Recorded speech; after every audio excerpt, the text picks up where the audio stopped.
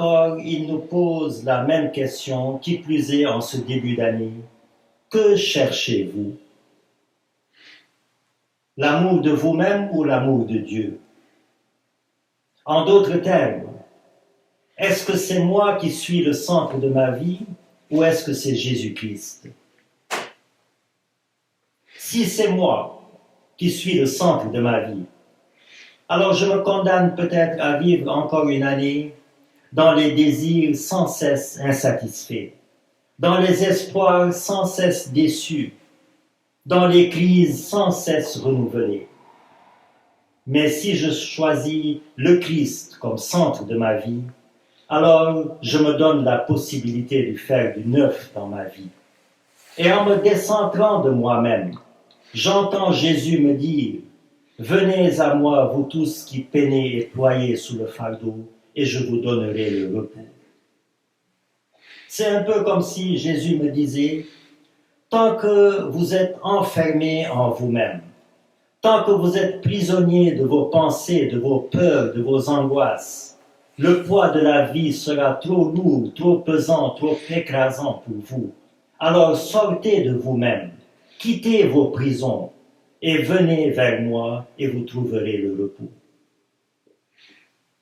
Frères et sœurs, la vie de nos jours est une course effrénée, une cascade d'activités parfois suffocantes, un rythme presque robotisant.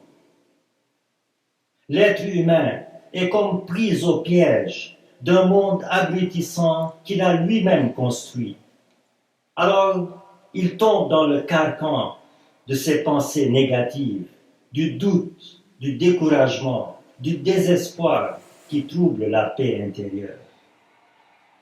Et la question de Jésus, « Que cherchez-vous ?» retentit alors comme un cri d'amour, comme un cri salutaire, presque une supplication, comme pour nous dire « Brisez les chaînes de ce monde qui entravent votre liberté et votre marche dans la vie. Brisez le joug de vos pensées négatives. Brisez le cercle vicieux d'une vie qui tourne en rond et avancez au large vers la lumière de l'amour de Dieu. » Que cherchez-vous?